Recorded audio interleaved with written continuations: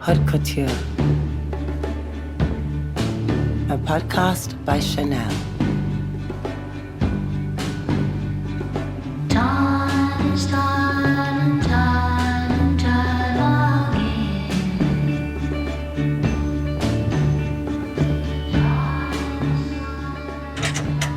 Hello, Naomi. Hello. Where are we? We are at 29 Rue Cambon, and this is where I first came in October 1986 Yes. for my fitting. And why is it a special place for the haute couture fittings here? Well, CHANEL is one of the oldest houses of couture, and it's always been here. Between 31 and 29 Rue Cambon. It's always remained here. It's never moved anywhere else. This is the home of where it all happens for haute couture. So, I follow you? Yes, come in.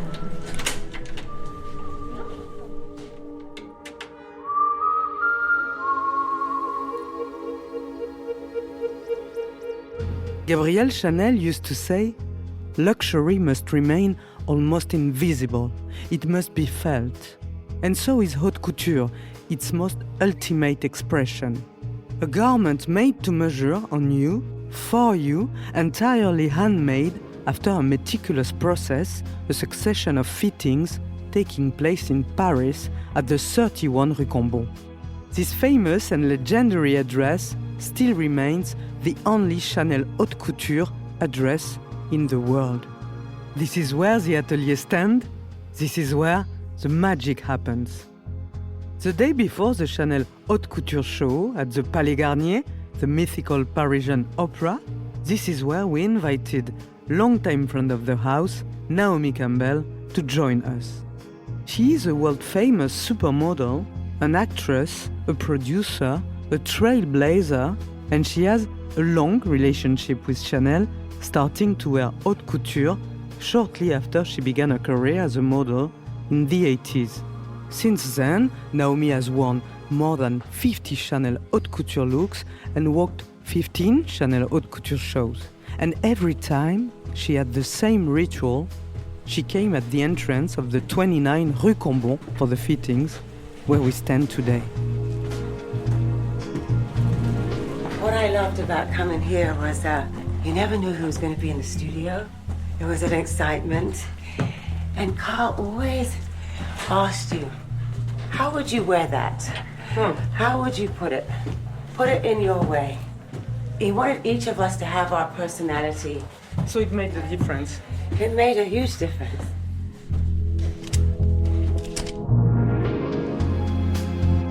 A perfect place to record this episode of this podcast, conceived like a tailor-made conversation about haute couture. And we start by asking her, when did she wear CHANEL haute couture for the first time? Haute Couture.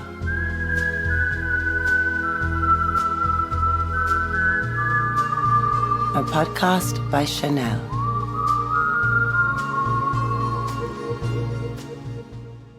I think my first time that I wore a haute couture CHANEL was my British Vogue cover with Patrick de Marchelier, and we shot it in East Hamptons, 1987.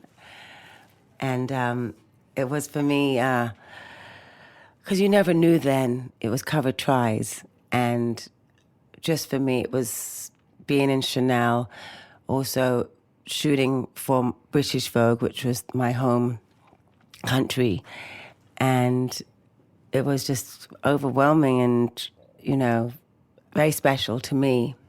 It's one of your first cover? Yeah. Yeah.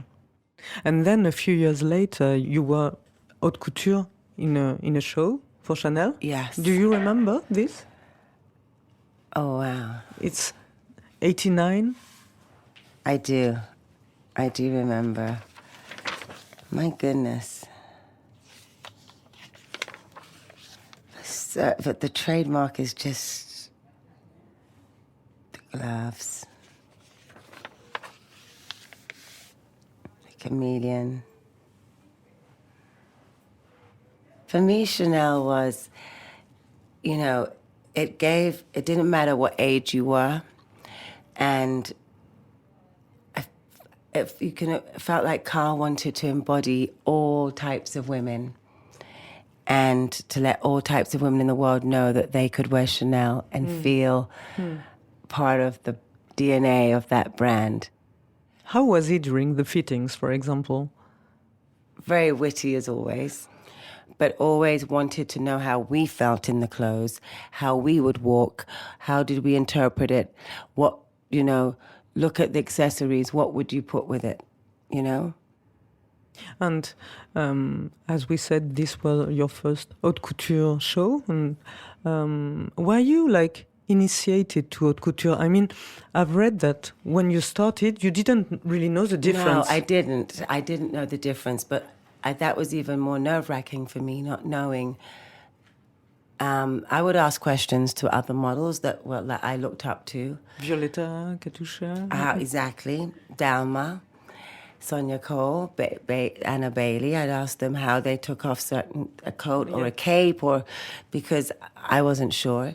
But what I knew was that haute couture is even more special than pret-a-porter. That this to be chosen to be part of this cabine with girls, with the other girls, was really an honor. Yeah. And that I also understood it was just one. And I understood that because not only was I able to do the shows, I was also able to shoot the pictures for the magazines. So when we would shoot at night, which was after the show, sometimes we'd be waiting for the clothes to arrive. They'd go from studio to studio till it was our time to get it to shoot. And we would have very short time to shoot the outfit because it would have to be booked to go to somewhere else. So it was really... you understood that it was just this one piece, one unique piece in the world, is what you understood. Made by hand in Paris. Made by hand, thousands and thousands of hours. Chanel haute couture is also mostly made for the day. Are you wearing haute couture right now? Yes, I'm wearing haute couture right now. And yes, I have worn a lot of Chanel haute couture in the day. Tell me about that feeling. I also am someone that I wear what I want to wear when I want to wear. And Carl used to love it, like I would put a haute couture jacket with an Indian sari, or, I'd mix it, or a vintage dress, and he loved that we mixed the clothes. If you had to explain it to someone who never tried it, what's the feeling, the experiment? It is about what you feel, but I always felt that at haute couture, I couldn't walk the way I walked in pret-a-porter. Really? Yeah, I always felt like I had to be more still inside, more regal, more strength, but with dignity. And the way I carried myself, that's how I felt. Chanel haute couture is also really understated. It's an épure. It's what you want it to be, really, Chanel haute couture, because at the end of the day, that haute couture is an element of fantasy. You can have your dreams and go as far as you want. No one's to say there is no beginning or end. And how you feel also, how you interpret it once on your body, when you walk, when you present to the world, is also can be a fantasy in a way, of storytelling, of a narrative. And that's what I loved and still love about couture, is the storytelling. And Chanel, as long as I've worked with Chanel, they've always had a storytelling. There's always a narrative, so then you know what your part is to play, to fitting into that story. We were talking about your early years, but after you were haute couture during 35 years, I think more than 15 shows, 50 looks. So was it always a special experience? Always a special experience, always, I never ever took it for granted, oh, I'm doing the show. No, it was always, I'm doing it, waiting to see if I was going to be picked or not. And a lot of that, I feel, was because of being myself and not try to be anyone else, but wanting to really focus on bringing the storytelling to life. Haute Couture, a podcast by CHANEL.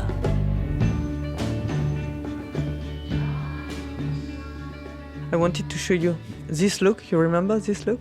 Yes, I do. This is CHANEL 2010, which I wore 2023 to the Met Gala in New York. This was such a beautiful outfit to wear.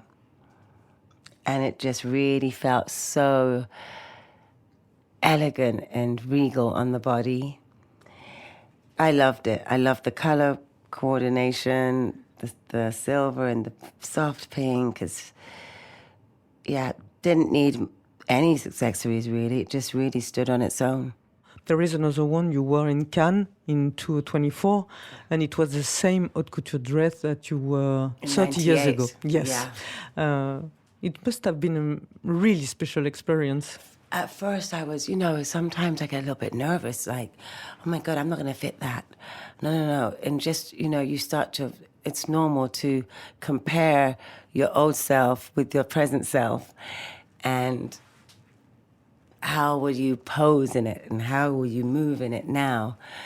And then just seeing the dress after all those years intact and just the memories. Clothes do bring memories. Exactly. And you the things you remember, like for me, what I remember about CHANEL Haute Couture was the DNA of the embroidery, of the braiding inside the clothes. That's not going to be seen. The finishings.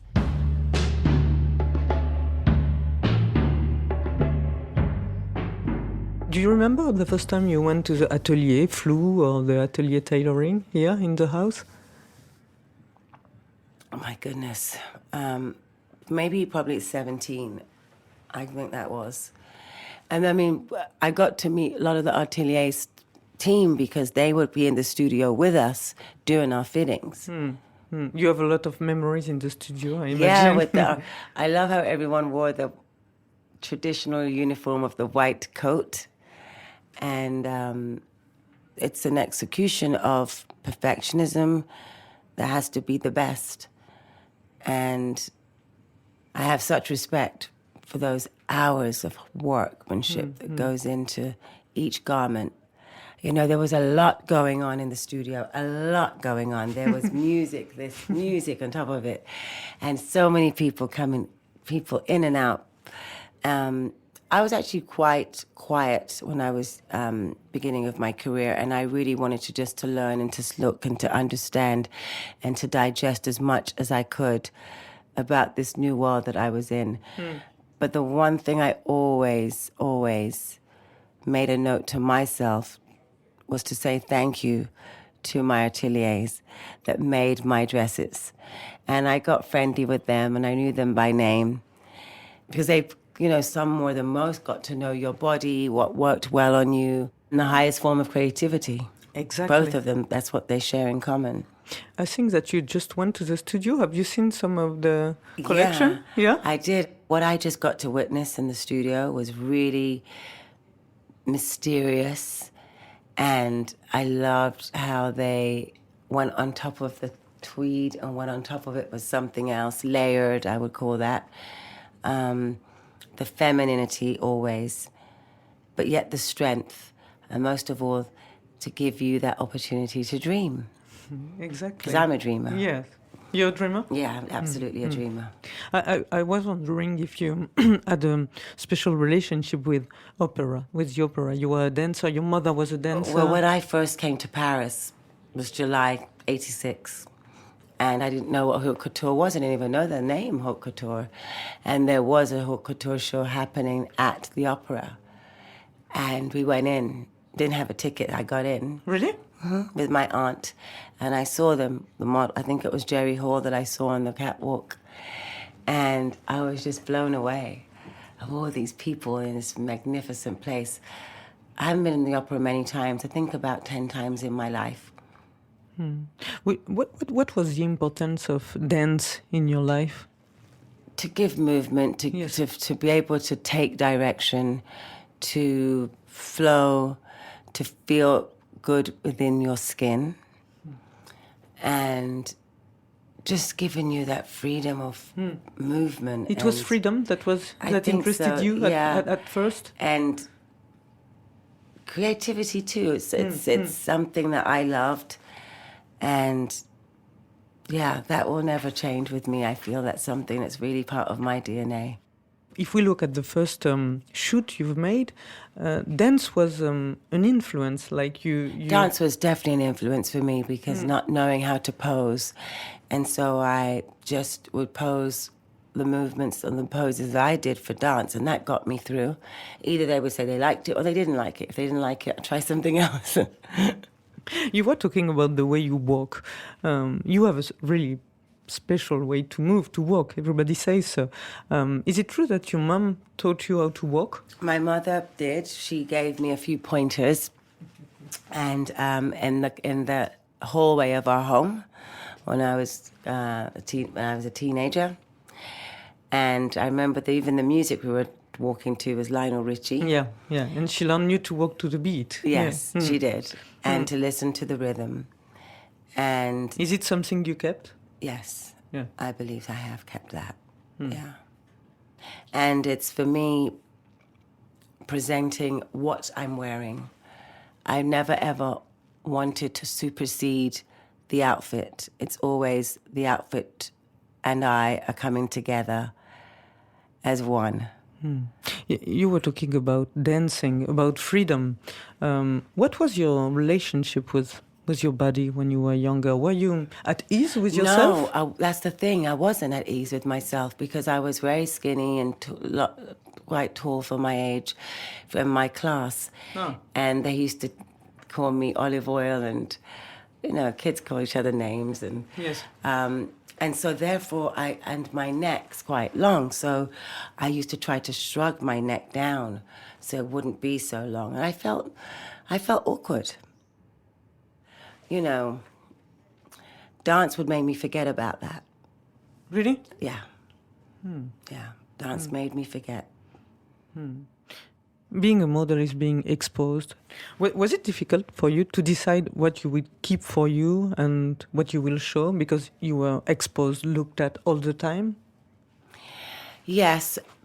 I think what was great for me learning at school, because I went to a theatre art school, was that I've always known what I show is not who I am, or it doesn't define me. You knew that for a long time. I knew that, but I didn't know these words that I'm telling you right now. If you'd asked me to explain it when I was younger, I would never say these words to you. But I knew that a performance was a performance, but that performance was not Naomi when she goes home. That's what I knew. Haute Couture.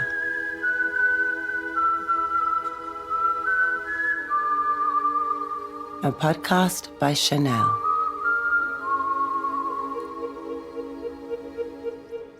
Do you remember that outfit, Naomi? Could you tell me about it? So here we have my black skirt shoot from spring-summer 92. On a Stockman, yeah. And yeah, on a Stockman. Yeah. But look at the buttons. It's like, The jewel button. yeah, the braiding here, the braiding around, and the whole of the outline of the jacket. It's like it stands the test of time. It's really what haute couture is about the detail. It's timeless. And the reinvention of the codes, because these are the classic codes of Chanel, like the tailor. I mean, this is incredible. It's like 20-something years old, and it looks so incredible. Is it moving for you to see some clothes that you wore? 100%. Yes. Yeah, it always brings back floods of memories, because in this show, I remember I had long wavy hair, and I believe something on my head as well. Excitement was really big. Backstage was just like a movie. If you're watching it from above, it must, but most importantly, what we mustn't forget is the workmanship and the artisan and the trademark of Chanel. It's all in this jacket.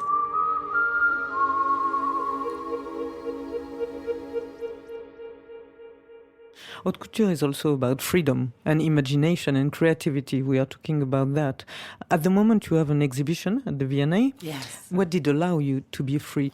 What makes me free is my kids and being blessed for the colorful journey that I have had, the experiences, the amazing people I've gotten to work with, to see how they worked, the dedication, the passion, and to understand a lot of things that I didn't understand when I was younger, but I witnessed. I so am grateful that I witnessed it and I understand it now. I understand why people stood strong for their integrity. They stood strong for what they believed in. They were not going to let someone walk in and tell them what to do. They had their visions. They had their dreams, and they would bring those to life. And we got to be a part of that. So it was encounters, like the people you've met, like amazing. Beth Ann Hardison, for example. Beth Ann Hardison, so many people. Mandela too, in his way, he was his own unique person that strived and fought for his people, and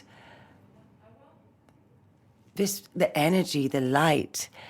People just wanted the best, and I feel like the best of each and every situation, I would say. You often said it was quite difficult for you to be a black woman in the industry. When did you become aware of that? It was, and I mean, it was, and it wasn't. I was very protected.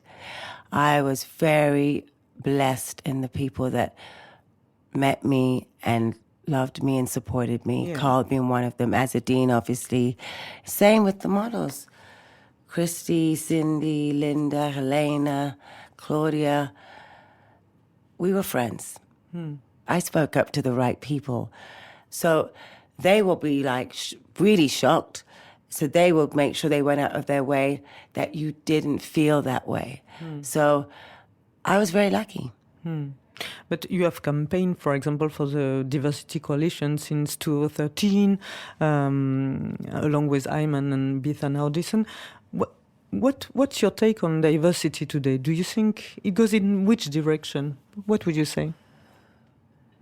It needs to go in the direction of just choosing what fulfills the narrative and the story with balance, not saying, okay, we're just going to do one extreme right now. And I mean, that's what we were used to. It was really, when I started, it was much more, it was so many nationalities. It's true. So many. And all of us coming together under one roof. And today, what would you say? It's getting there. But what I'm trying to say is it was done in a more natural way, not so thought about. Now I feel like people really have to think about it because they want to be politically correct. Well, yes, you should be politically correct. And, you know, we've had conversations as well to remind people to do so. And just reminders, really. It will always be a maintenance, I believe. You always have to maintain, always have to remind, always have to speak. When did you understand that you could use yourself as a platform? I did not know that I could use myself. But I because knew, you did. But I had a voice. Yes, you had I had a voice, and I would speak out if there was something that was unfair and not just, especially if I was working the same hours, doing the same job, but not being paid the same. I would speak about this. I wasn't one to shy down for things that I thought was not there. You were never afraid to say what you needed to say? No. No, I may not have said it in the right way, because when you're young, you don't have the same vocabulary and articulation, but I said it. You were talking about time. What did time teach you? Time taught me to trust in terms of not to worry what's next, what's to come, what did I do, not to have too many regrets, to enjoy what you're doing. And time has allowed me to still be here after all these years. And I am so grateful because I do love what I do. The most secret is the most luxurious. What are you keeping secret? I feel at this point in my life, I'm starting to share more of who I am instead of what people perceive me to be than ever before. So I wouldn't say it's a secret anymore, but I'm doing it in little drops and in different ways. I'm not trying to do it in I'm going to write a book. I may write a book one day. I'm not saying I'm not going to. I'm just wanting to do it in a different way. What would you change if you could? My life is full right now. I'm very happy. You're happy? Yeah. Haute couture is the most ultimate luxury. What luxury that you did offer to yourself? I think there's no bigger luxury than knowledge and learning. I really kept my eyes and ears open. I wanted to learn and understand. And there's no bigger luxury than that. Thank you. Thank you so much. Thank you. Thank you.